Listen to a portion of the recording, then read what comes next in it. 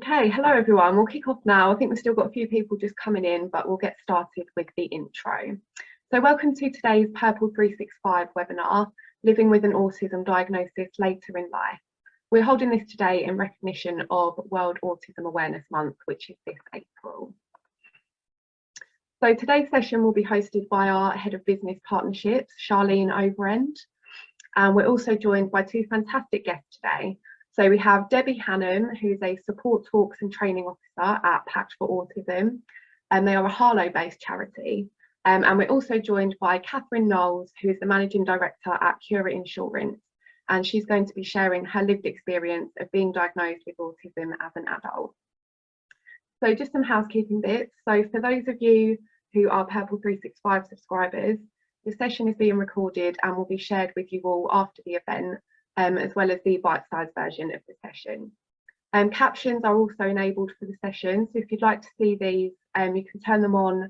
I think just in the bottom tab on your Zoom view, you can select to turn on captions. And we'll also leave some time for a Q&A at the end. So if you have any questions at all throughout the session for either Debbie or Catherine, you can pop these into either the chat or Q&A function, and we'll pick these up at the end of the session. So I'll now hand over to Charlene for an overview. Thank you, Lauren. So this April, we continue to spread awareness, promote acceptance, and ignite change for our autistic friends, family, and colleagues. It is really important that we create these opportunities to increase understanding and acceptance of people with autism so that we can foster worldwide support. And today we are doing just that. We have a packed session.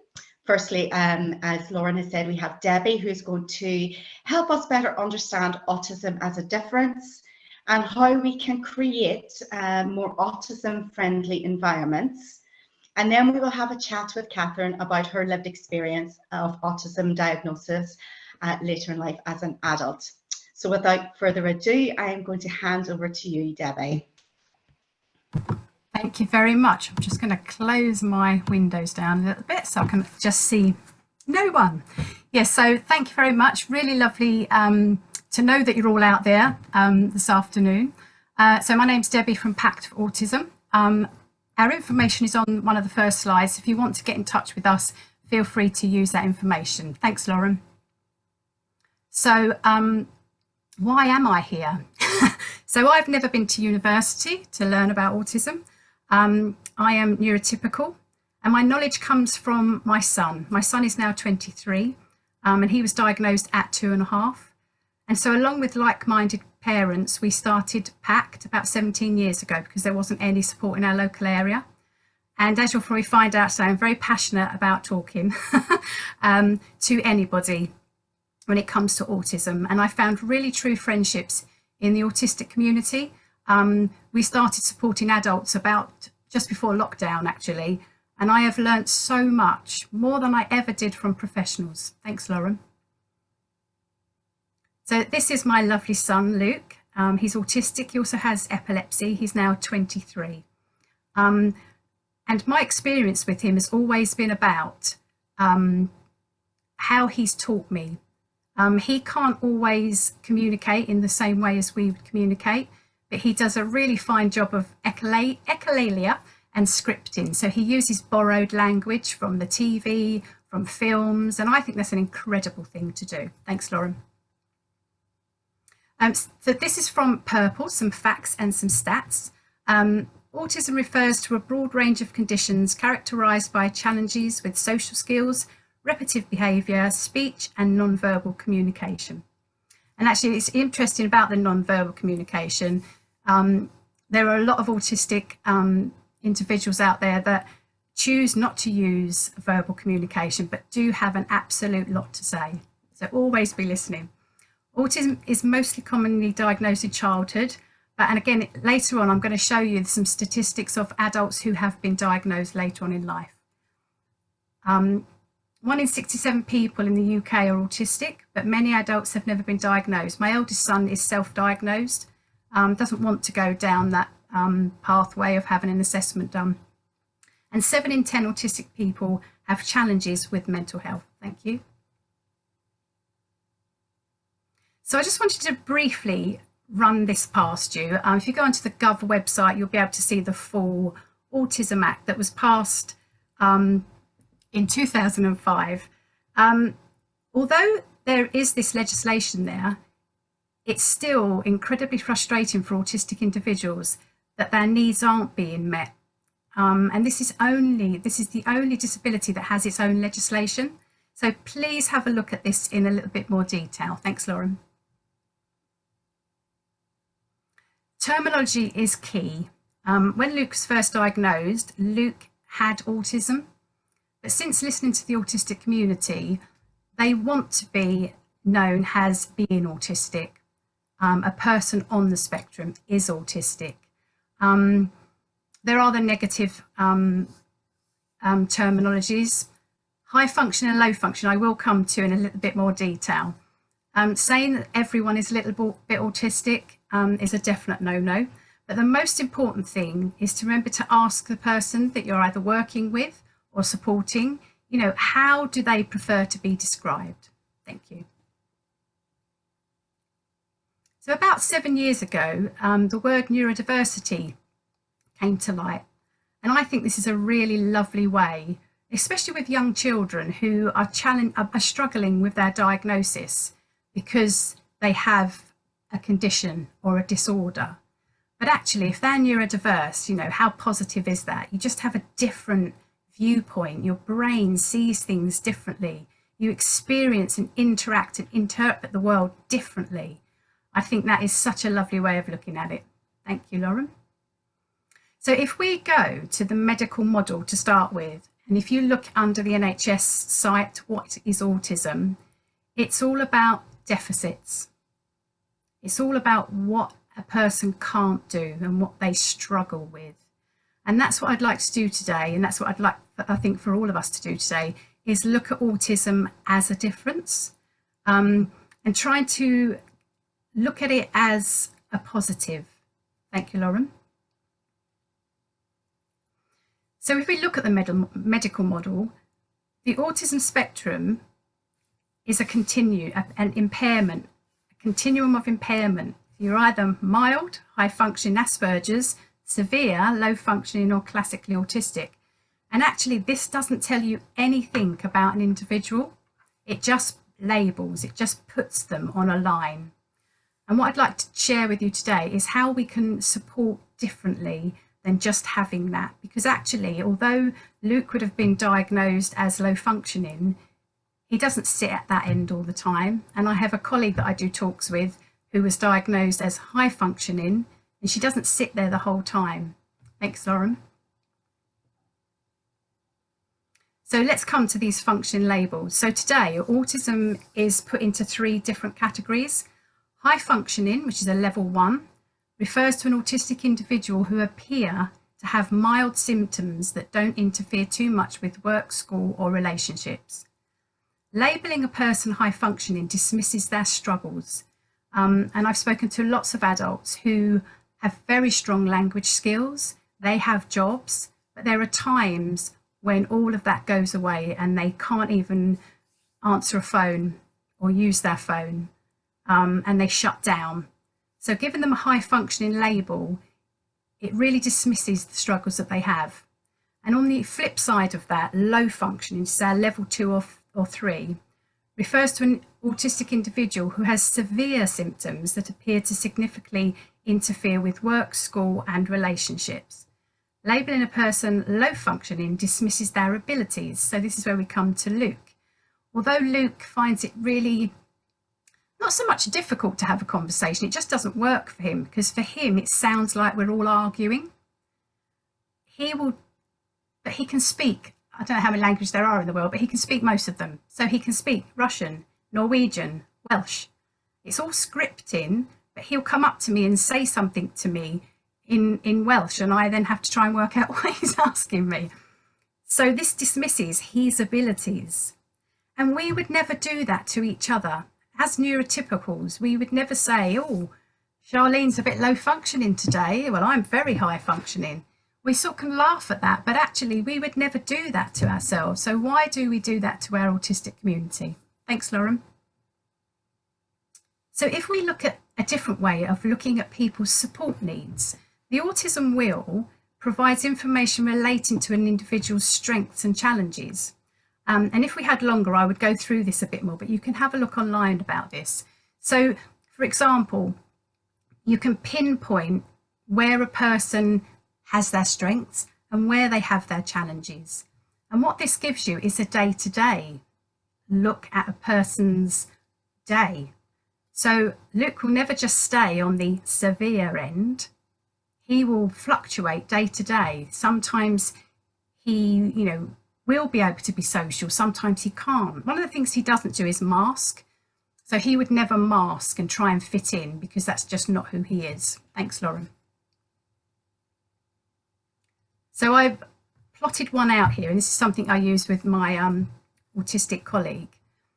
And you can see here that actually some of them look like, one looks like a fish, one looks like a bird, and the other one looks like Lisa Simpson. But actually it just shows where that person's needs are on that day.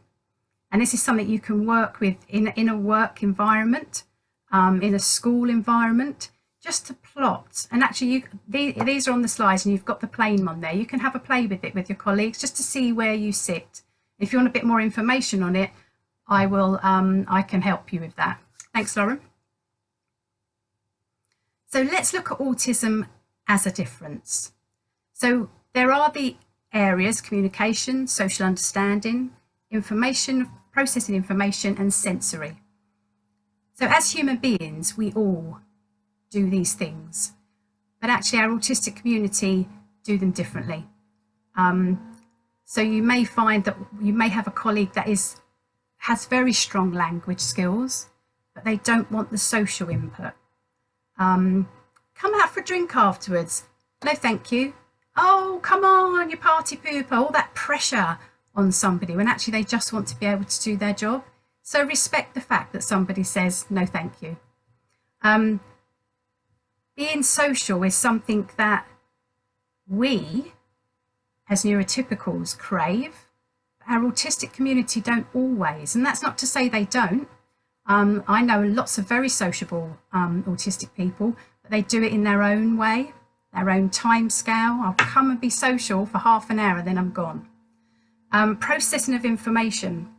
There's a lovely video on the National Autistic Society where a young chap says, when you ask me a question, just count to 10 in your head. Give me time to process what you've said. Because as neurotypicals, we use a lot of fillers when we're communicating. Do you know what I mean? All those, I don't know why I went calm. Yeah. Let us, just give a little bit of time to just process that information. And our sensory processing. We are all sensory as human beings, but our autistic community have shown us and told us that their sensory systems are different.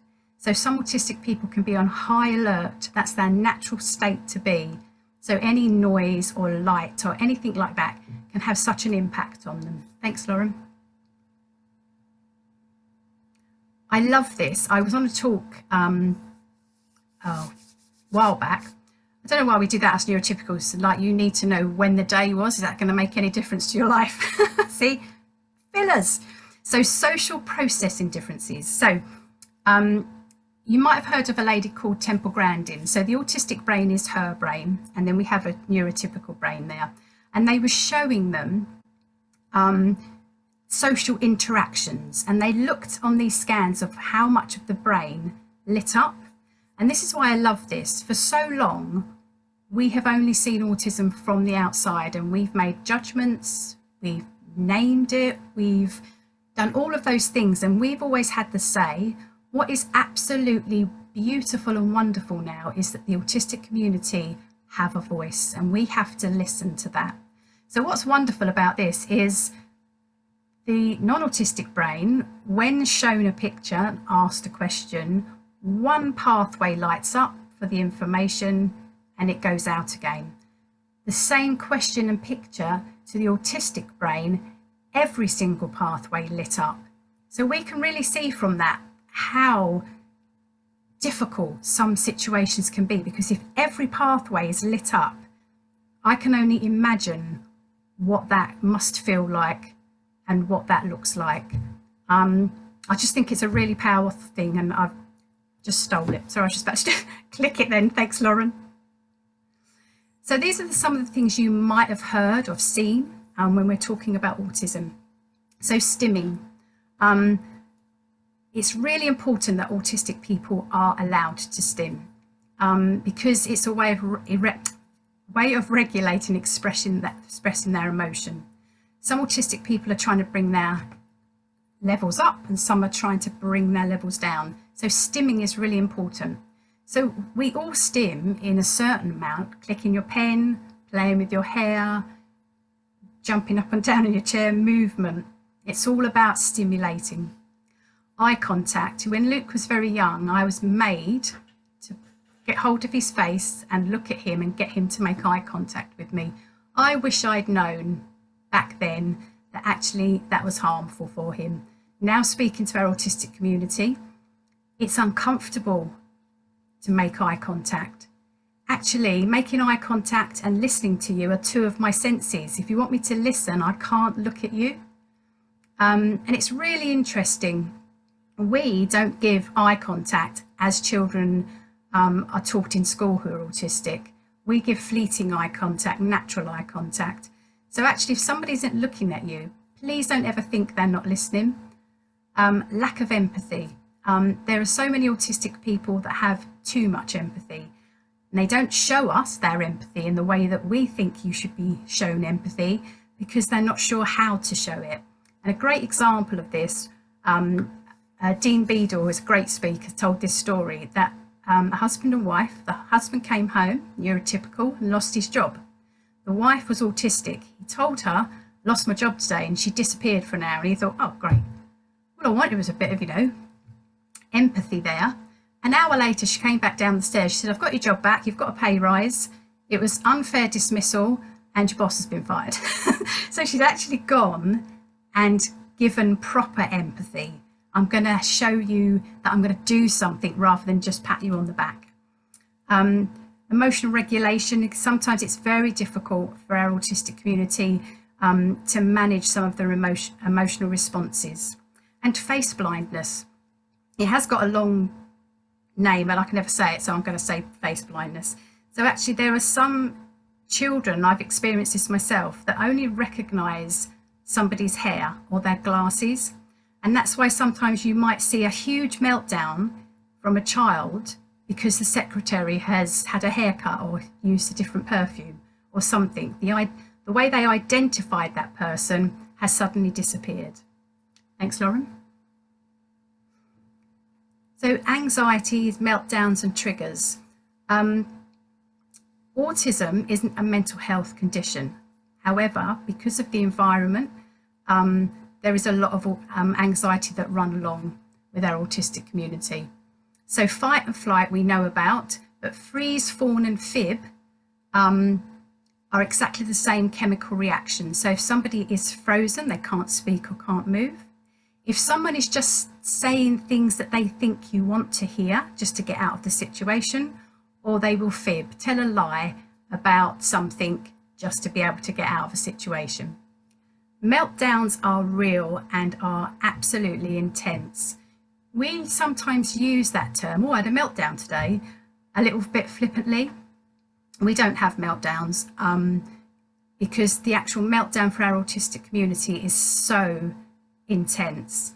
Some people would say, oh, they had a tantrum. A tantrum is a social thing to do. Children want something, they have a tantrum, they get what they want, everything's fine. But looking at triggers, my son has absolute triggers. Sometimes it's pain, confusion, or even a word can actually trigger that emotional response. Thank you, Lauren. So change, although some autistic people find change difficult, if change can be given in a way of today we might have something happening, then change can be achieved. Transitioning, my son has difficulty transitioning from his bedroom to the bathroom, so let's not forget that transitions can be small to us. And masking and camouflaging. For so long, females weren't getting the diagnosis as much as boys because females are better at masking. Boys do mask, and they found now that when they're doing assessments for girls, they look at it a little bit differently now. But actually, being made to pretend to be someone all day long is exhausting. And autistic fatigue and burnout isn't just I feel a little bit tired. It can actually wipe a person out for days. Even if that person has done something they love doing, the energy that it takes to be able to go to a social situation or do something they enjoy is just too much, and there is that autistic fatigue afterwards. So as an example, someone was asked, would you please come to dinner with me? Okay, I'll come to dinner with you. And then afterwards they said, well, that was okay. But what they didn't realise is the person had spent a month preparing for that dinner, the autistic person. What am I going to say? What am I going to wear? What will they think of me? What if I say the wrong thing? All the way there. Then on the day, the challenges that comes with, what if they ask me a question and I can't answer that question? Going, ruminating, all of those things that could happen. That's exhausting afterwards. And we must remember that it's not just a little bit tired, you'll get over it. It is absolutely debilitating. Thanks, Lauren. There's a guy called Dr. Luke Bearden, who I absolutely love. He came up with this equation: autism plus environment equals outcome. And that is really true for my son. If his environment is right, his outcomes are brilliant. If we get something slightly wrong for him, then it's volatile. Now you're all sitting there now thinking, how do we control the environment? But actually it's quite easy in some situations, and I'll come on to that in a minute when we look at the workplace.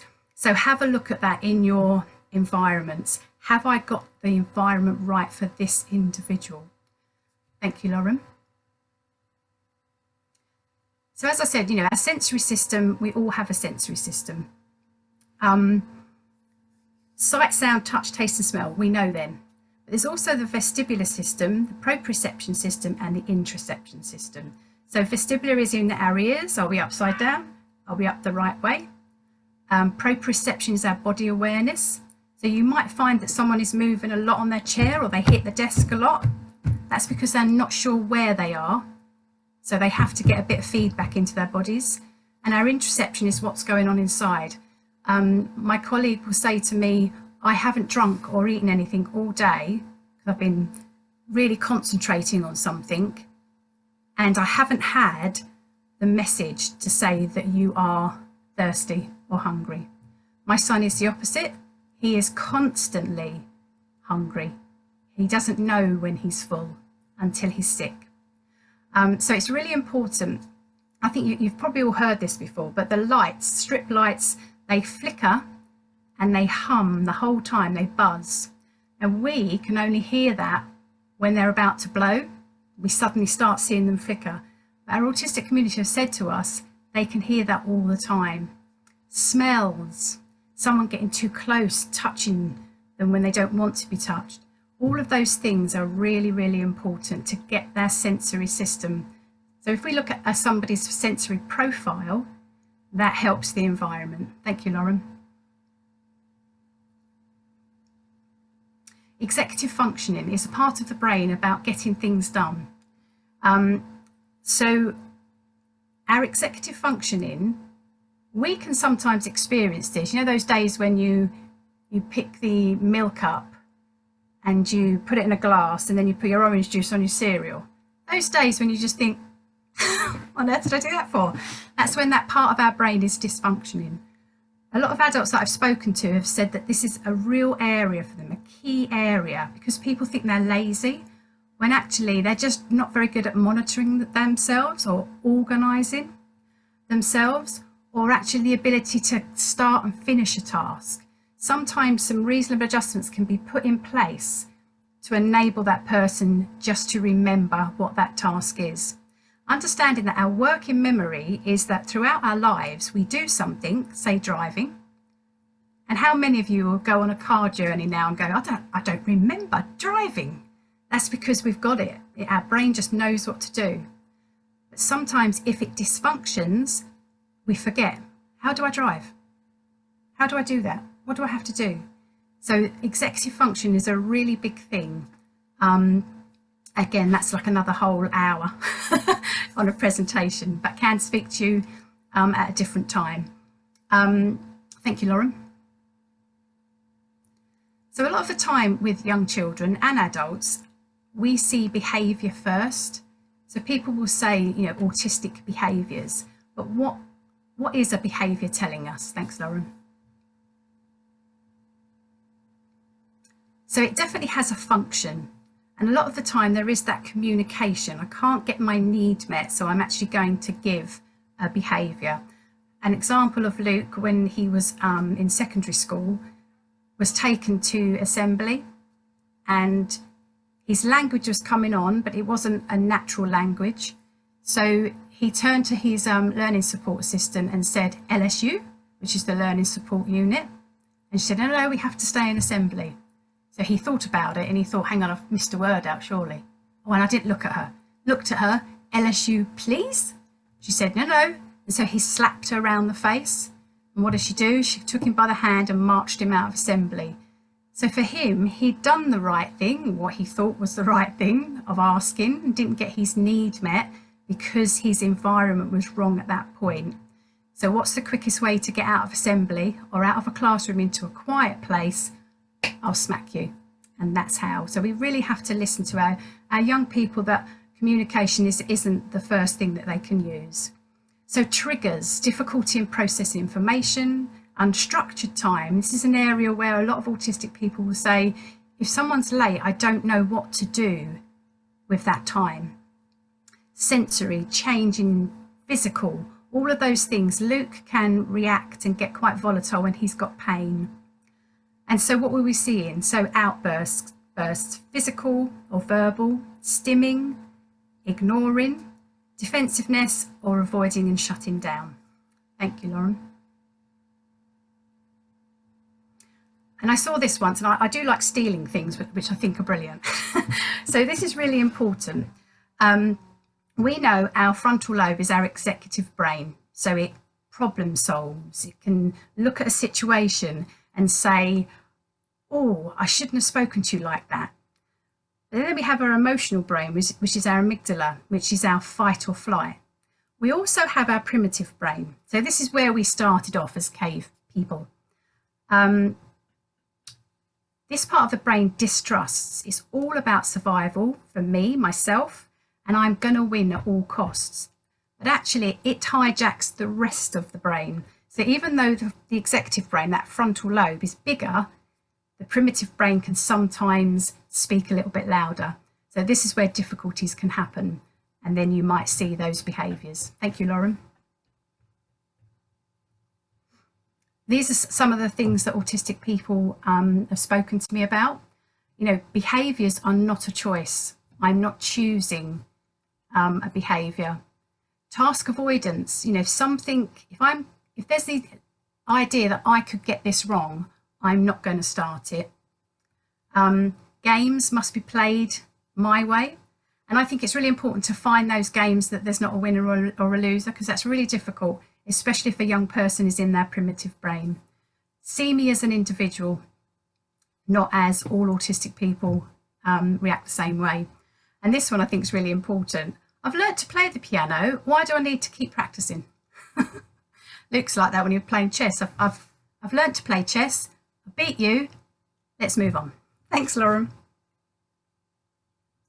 Processing of information. This is a little video I'm just going to show you quickly of Luke and how he processed some information that I asked him. I was doing a talk for Essex Police and they said, does Luke know where he lives? And I panicked a bit thinking, oh my God.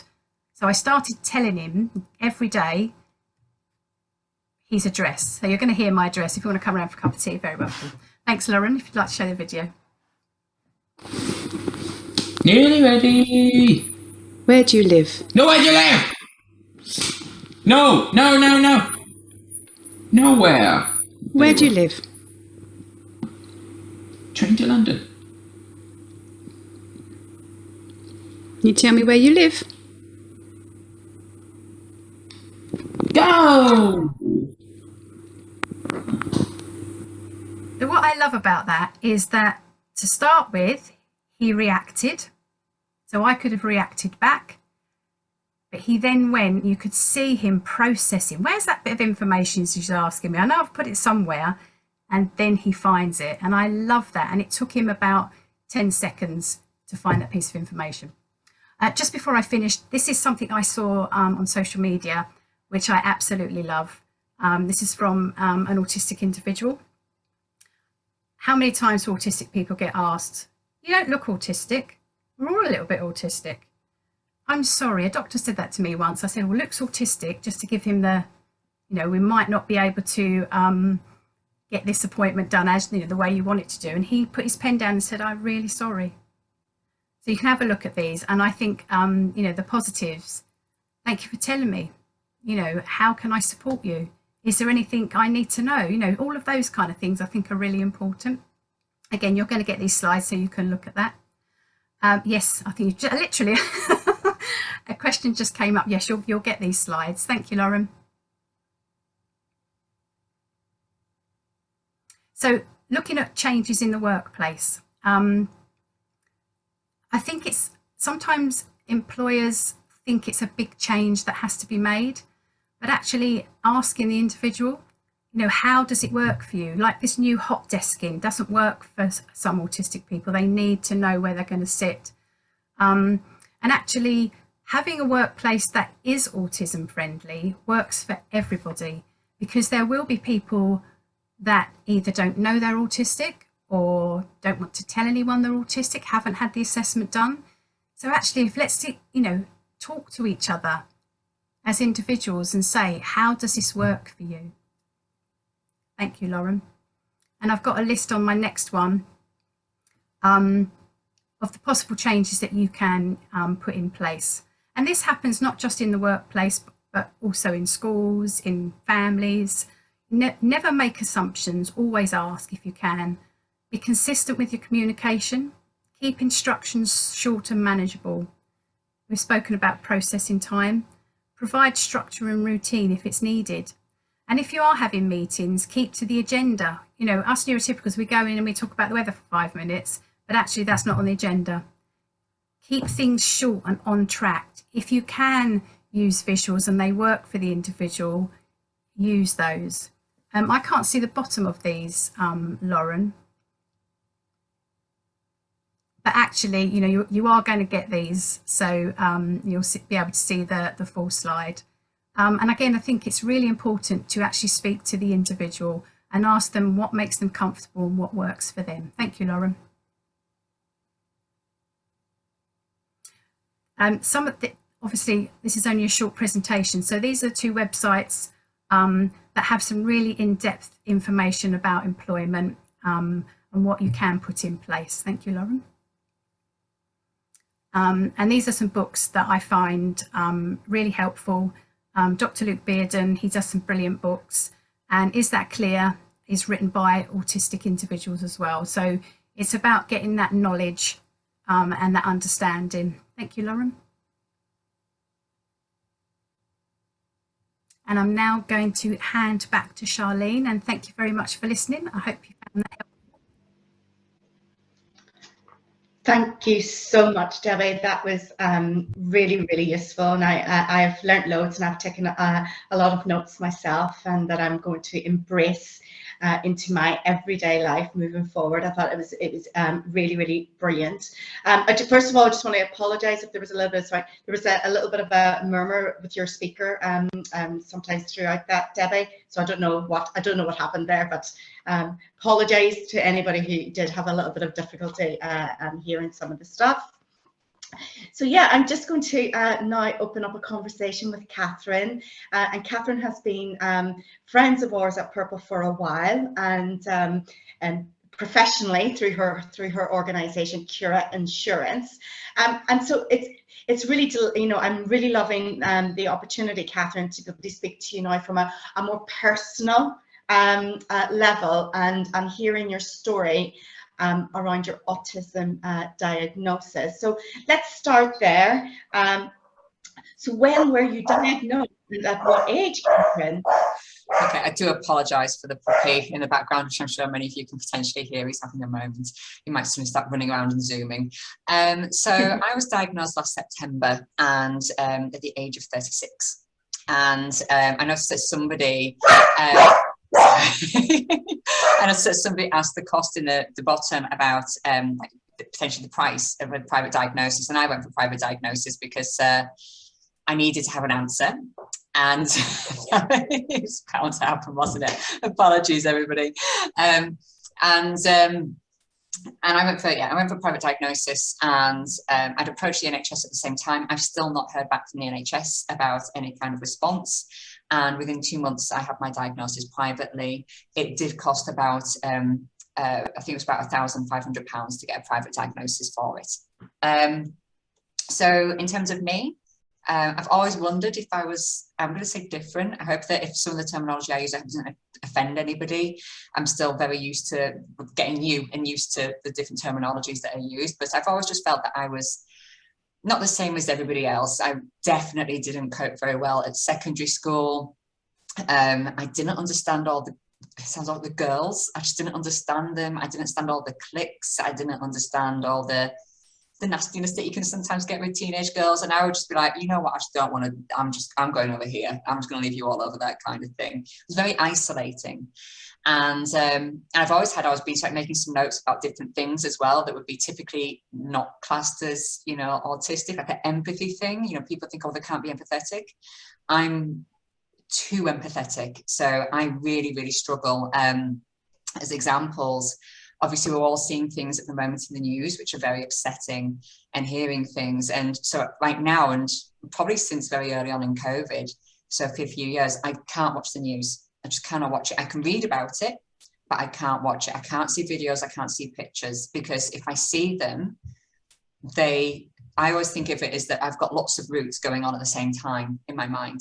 And one of the routes is then constantly playing that thing. So unfortunately, earlier I saw an image of someone that had been hurt in Ukraine, a young child, and that picture is now in my brain constantly, just in my brain at the side, and alongside that is my 3 young children, and what is potentially, so the catastrophic thinking is just going on and on and on and on, and that's kind of like playing in the background. And there's certain, obviously, definitely things that had happened to me, so like the sensory overload. I'm massively sensitive to smells, hugely sensitive to smells, to the point that I have my own business, and we live at the seaside up in the northeast.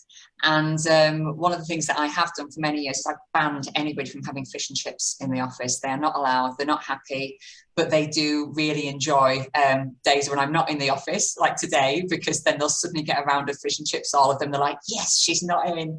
But it's obviously really lovely as well that they're very respectful of that. But you know, I've had it before where I've sat in theatre and someone sat in front of me with very strong perfume, and I was just immediately sick. There was just no way of controlling it, which is obviously incredibly embarrassing. But, you know, people aren't always going to know that, you know, and obviously know there's going to be someone near them who's so sensitive. And for me, my diagnosis was 2 things. Felt it as freeing, and I also was angry, because when I got over the anger quite quick, but when I was 20, so 16 years before my diagnosis, I'd had a really high oversensory event, and obviously I had no idea about all this, and it ended up that I was diagnosed with generalized anxiety disorder. I had a couple of bouts of agoraphobia, and I went to see a psychologist, and I said, I think I maybe have Asperger's. You know, at the time that was kind of like in my head in terms of terminology. At that time I was like, I think, and they just laughed, and she was like, no, you don't. And she didn't even check. She didn't do any tests or anything. And it's something that stayed with me forever, because of the fact that I don't understand social interactions at work. I don't understand them socially as well. You know, I have core friends, but I don't have massive groups. And I see people with massive groups of friends, and I don't understand it. And I had somebody that I spoke to earlier, and she'd just had a hen party, and some people were doing things there where it wasn't really it wasn't, the focus wasn't on her, it was on someone else. And I was like, oh, I couldn't cope with that, because I would have been like, not in a too blunt a way, hopefully, but I'd be like, excuse me, it's my hen party, you know, kind of thing. Let's make sure it's about me. And you can have all the other days, but, you know, and that can sometimes get me into a little bit of trouble, because I will just, if I see an injustice, maybe put it that way, I have to say it. So I know I've kind of gone on a very long thing about that, and I'll let you focus me on another question, Shani. But yeah, that's me. Yeah, no, and that's really, really insightful. And I'm watching the chat coming through here, and there is lots of other people in the room, the virtual room, that can relate to what you've said. So that is fantastic. And obviously you have built up your tool bag, shall I say, of how you coped during, you know, during your life growing up pre-diagnosis. Yeah. And I'm just interested, has anything changed since? Have you been able to adopt different approaches because you've been diagnosed, or are you approaching things in the same way? Kind of yes and no. And I was going to say, it's kind of been positive and kind of negative at the same time, because especially because I had a private diagnosis as well. I don't know what it's like if you go through the NHS, but I literally had my diagnosis and then that's it. There's been no follow-up or anything. So I'm now involved with a company who is actually going to do sensory profiling with me and really help me to understand myself. But yeah, I found that when I'd first been diagnosed, there were some new people that joined our company. And as I was doing some things, my mind is very logical and I see lots of patterns. So if there's somebody suggests a project, I will go down 20 or so routes very, very quickly, and I'll realize which ones aren't going to work, which one will, and I'll say we need to do this. And I don't realize that I need to step back and go, everybody else hasn't done that journey yet, and I need to explain why we've done that journey or not, which is, it's really difficult socially. In terms of actually getting the job done, it's really, really helpful. But what I was finding is I was doing these mind maps, because I'm very visual, very artistic as well. And I was just like, I was like, so if I'm doing this and you can't follow me, if I'm going too fast, I'm not meaning to be condescending by saying I'm going too fast, I'm autistic, I might do this and everything. And what was really lovely is this person who'd started just turned around to me, she goes, you know, it's okay. And she was like, it's all right. And it don't worry. And if you do, I will just say, I'm not sure how you've gone down that route. Can you explain it to me? And it was so, so nice. So for me, it was a positive outcome. But in terms of me personally, I also felt it was a bit of a negative, because I felt like I was having to suddenly apologize all the time of like, oh, I'm being so strange. I must be so strange because in the past, doing this has got me into trouble because people haven't followed me and have thought I've just been, you know, taking over and being too bossy. But in terms of me generally, I think it's been really positive, because I've obviously lived the last 16 years thinking I have mental health. And for me, and I'm not saying that this is the case, but for me and how I internalize that, that's meant for me that my brain's weak. And that's not the case with mental health. And please don't anybody think that I'm suggesting that in the slightest. It's just that's how I felt about myself. And what's lovely is that I've been able to go, no, it's not. It's because I'm autistic. The world isn't specifically designed to, and I'm not designed for the way that the world is right now. I tried to get help and I was knocked back. That's not my fault. That's not my brain being weak. That's just somebody not taking the time to professionally really look after me. And that was when I got the angry bit about it. I was like 16 years of thinking, 16 years of mental health just because somebody's not paid attention. But for me, it's like, you know, I've got 3 kids. They are 10, 7 and 4. My house is noisy. I used to be able to do things where I could remember conversations, like my memory of things. Like I'll be able to say to you, right, well, we were having this conversation, right? I was sat in this position, you were sat in that position. I was wearing this, you were wearing that. We said this, you said that. And I used to be able to do that. And like now, because I've got the kids, I feel like my brain's just gone to mush. And I've got so much information coming in just purely from the kids. I don't feel like I can process anything else. And now I'm actually saying to myself, you know what?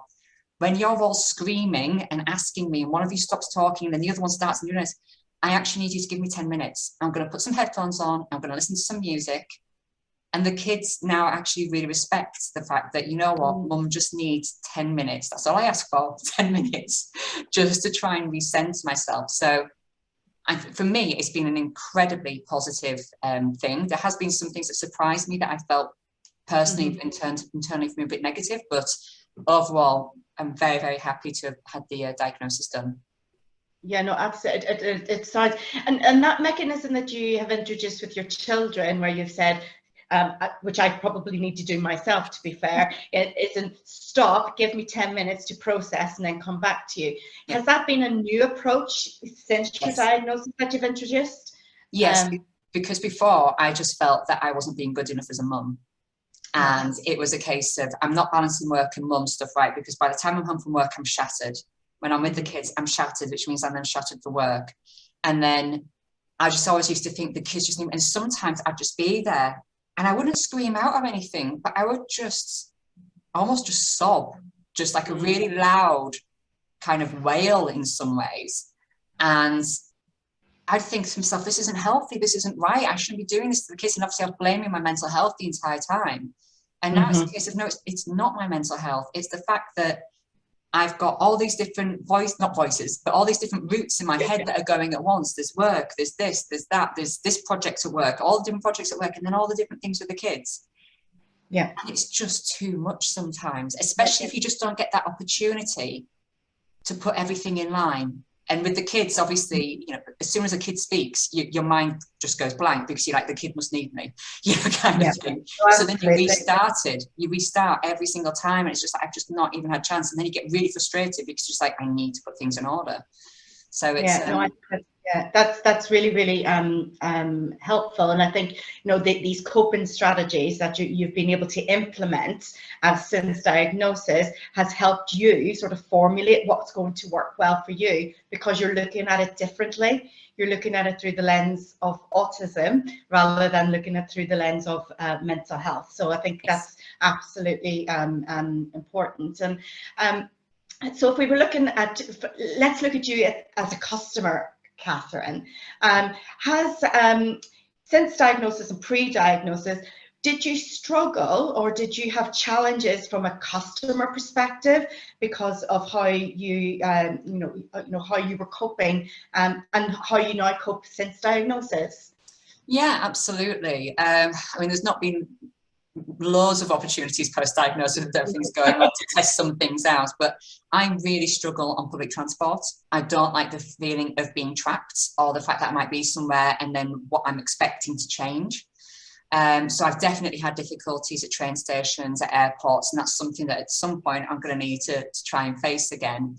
And it's strange because obviously they've not been part of my regular routine, you know, for a lot of the time. So it's trying to get that back in. And you know, as Debbie was saying, in terms of anxiety and stuff, that is a huge thing. And like, it's building yourself up, because it's gonna be up for months. You know, it'll be playing on my mind once I know it's going to be happening. In terms of the shops, you know, things that really stand out for me and always have done is perfume counters. Absolute bane of my existence in a shop. Cannot stand them. I will do everything actively possible not to go near perfume. You know, it's the smells of cafes as well. It can suddenly just hit me, and obviously I smell it probably a lot quicker than other people will. So I'm trying to escape while other people are still thinking, well, what's wrong, you know, kind of thing. There can be things to do with lights and things like that. Sometimes I have it as well where, so I'm quite tall, I'm 6 foot. So sometimes some ceilings can seem quite small, and then that can really make me feel, and it almost feels then as if there's like background noise. I generally hear electricity. So it can then feel like there's a hum, as if there's lots of pressure then coming in on me. Don't particularly like lifts. But I think, you know, in terms of going forward now, I feel like what's good for me is that I have the opportunity now to turn around and say, actually, this isn't healthy for me. It isn't that I'm just being odd or strange. This just isn't actually healthy, and that's not my fault. It's because of the fact that either it's a business in a situation that's not going to get easy for me. So like as an example, sometimes we have local butchers. Sometimes I'll go in and the smell of blood is just too intense. Now, I don't really think there's anything the butcher can do about that. You know, certainly, you know, there's nothing I can expect them to do. And for me, I don't think I can expect them to change anyway. So I just know, well, if I'm in that situation, I need to turn back around and go somewhere else, and you know, where there isn't that strong smell. So I think, you know, I think overall, it's going to be a lot better now that I have my diagnosis, and I'll know that, as I say, it's not me, and it's not me something to beat myself up about. No, absolutely, definitely. And if you were to look at your former self, what advice would you give, and to individuals who are in the room or are going to be watching this on demand, for somebody that is really seeing themselves in you today, you know, what advice would you give? I'd say get a diagnosis, and if somebody discounts you, speak to someone else. You know, obviously going privately was an option that I was able to do. Not everybody's able to be in that position. Just keep trying, keep speaking to somebody, because you know, there is that thing, you know, I mean, I've had it recently where someone said to me, oh, well, would you have got your vaccines if you knew it was going to make you autistic? And you're just like, oh, and it's the same thing with saying, oh, well, everyone's on the spectrum somewhere. Well, no, you know, and that there is really, and I know some people as well who kind of just self-identify, which if that feels okay for you, then in some ways, you know, sometimes going through the entire, you know, assessment process in itself could be very, very difficult. But if you feel that it would give you more confidence about yourself and understanding about yourself, then for me, in terms of the costs for my mental health as well, just to be able to just feel I can accept myself more, I think it's absolutely worth it. So don't let people just brush you off. Yeah, no, I think that's a very valid point. And just one more before we finish. With your other hat on, Catherine, as an employer, what advice would you give, or what steps would you take as an employer if one of your employees was going through a similar process that you had? Well, I think sometimes we're maybe a slightly different employer than a lot of people. What we do is we listen. And I think that's got to be the main thing. It has to be.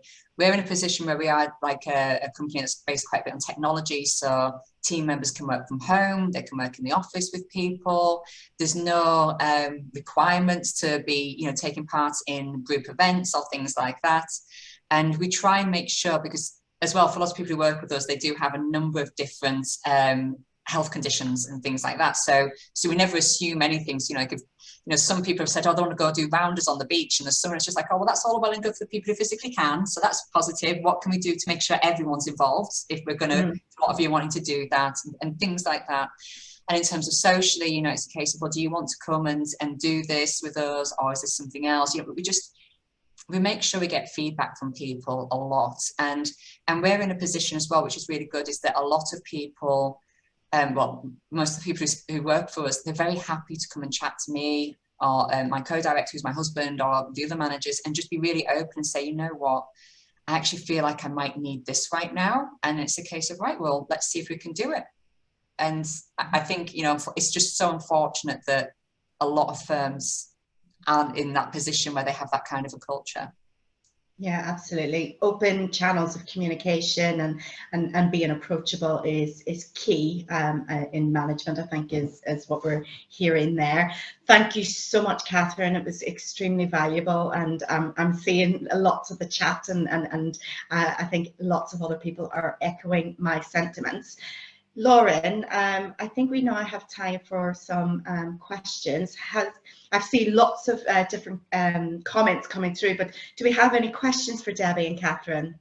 Yeah, so I've gone through lots of the great chats that have been coming through, lots of people saying just thank you, and for how much what you've been talking about has resonated with them, and lots of good chat going on. But I've tried to pick out a couple of questions that I think between you, Debbie and Catherine, you could answer for people. So we had one come in from someone saying that they work at a shopping centre. So what could they do to help this be a great place for those with autism? Shall I go, Debbie? Yeah, go for it. I apologise about my sound. I'm going to have a look into that. Thank you for flagging that with me. I think shopping centres always seem to want to play really loud music all the time.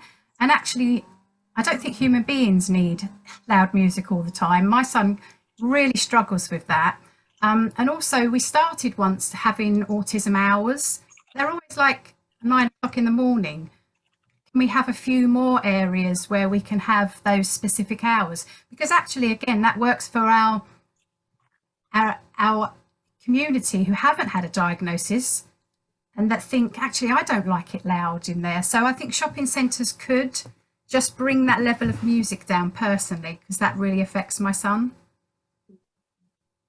Yeah, and I just want to add that, Debbie, we've also noticed that with the implementation of quiet hours, where a organisation spreads and gives diversity of timings across the week, they're actually having a lot more engagement and a lot more support from the community, because, you know, who wants to go shopping at 9 o'clock in the morning whenever you've potentially had quite a fraught night before, because we do know that those with autism might struggle with sleeping patterns and so as well. So that's a really good point to highlight. I also think, just really quickly to pop in there, I think if we turned all the music off in shopping centres, I don't think anyone else would notice.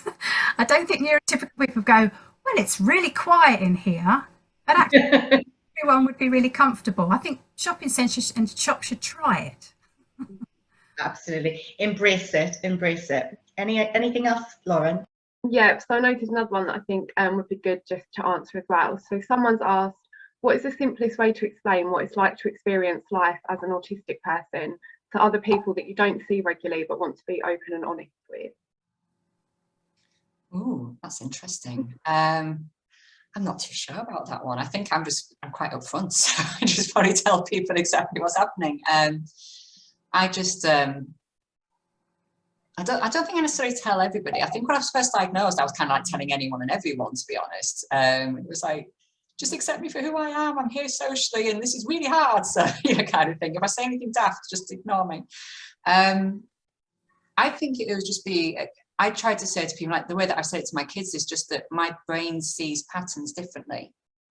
And so it's not that, you know, there's anything massive, you know, I mean, obviously there's massive differences, but I just like to say, you know, there's not like huge differences between us all. It's just that the way that you see things, you interpret things, just it goes down slightly different channels in my mind.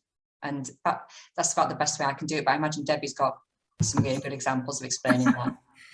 And I think sometimes with neurodiversity, and I don't know how you feel about that, Catherine, but actually it stops people saying, I struggle with this. I think differently. That's it. I think differently. I sometimes think that families they're trying to be helpful by going, oh, there's nothing wrong with them, or all those things that, you know, grandparents come out with. Some family members are trying to understand but use wrong wording, and I think parents sometimes can feel a little bit attacked by that. Why can't he come round and have a party with everyone else? Why can't we have balloons anymore? You know, it's all that kind of stuff. And I think then just having those conversations, as Catherine said, as open, as honest as you can, that you feel comfortable about. And that might be you start by just telling a few people and seeing what that comeback was. Because again, I think a lot of autistic adults have said to me that they want to tell people, but they've had a bad experience, so they will never tell anyone ever again. So that's what stops them. Yeah, I think if we've just got time for one more, there's been another good one come in that I think would be good for you, Catherine, from an employer point of view. So someone's asked, is team building important in the workplace, and how do you approach it for your neurodiverse employees? Oh, I think it is really important. And I think what's quite interesting is for me, I have the personal insight as well. And obviously not to say that my experience is the same as anybody else in my organisation who's neurodiverse, but I know what makes me uncomfortable. And so I'm like, well, there's at least one person here that feels a bit uncomfy about this. So we always put things out in a sense to say to people, like, you know, in terms of, we talk about socially in the team building side of things, to say, right, who fancies this? And I think what's important is to remember people who are neurodiverse might not fancy something, but also people who are neurotypical might not fancy something. You know, we've ended up signing up everybody in July. Well, not everybody, putting it out for people who want to in July for a mid-year meetup for us to all go to a bingo night, which is going to be hosted by Paul Chuckle, and there's going to be lip sync battles, and there's going to be all this different fun on it. Half the team want to do it, half the team don't, and there's a mixture of neurodiverse in each of those camps. So I think it's important to recognise that people are neurodiverse and to have those open conversations.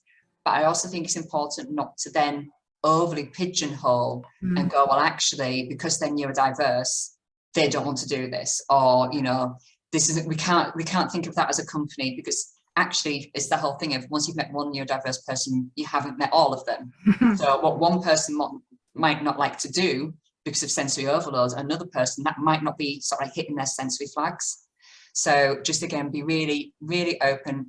And I think it's always, for me in any case, regardless of whether or not neurodiverse, neurotypical, if you are going to be enforcing a team building session, everybody's going to go there begrudgingly. So I just think that everyone anyway should do it as like an open forum of, let's all have a chat about what we'd all like to do.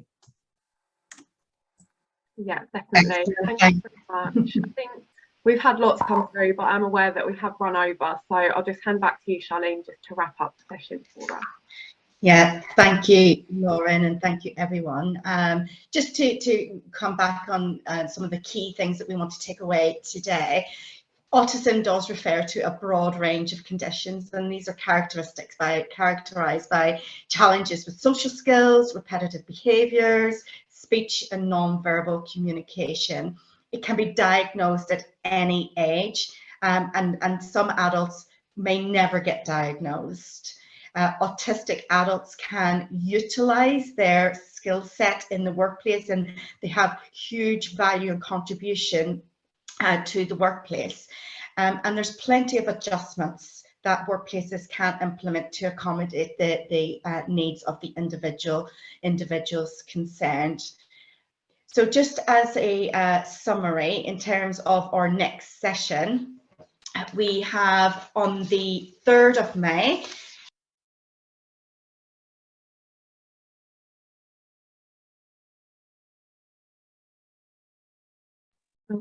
Charlene, you've just put yourself on mute. We can't hear you. oh, sorry, didn't mean to do that. Sorry. And then on the 30th of June, we have a session around how we can make our social media accessible. So I just want to say thanks, a huge thanks again to both Debbie and Catherine for their fantastic contribution to today's webinar. And I hope you agree that their insights and their stories have been invaluable to our understanding on autism. And so for all our Purple 365 subscribers, we look forward to welcoming you on the 3rd of May. And for those who are not subscribed as yet, please do feel free to get in touch with me on charlene@purpletuesday.org.uk. Thank you.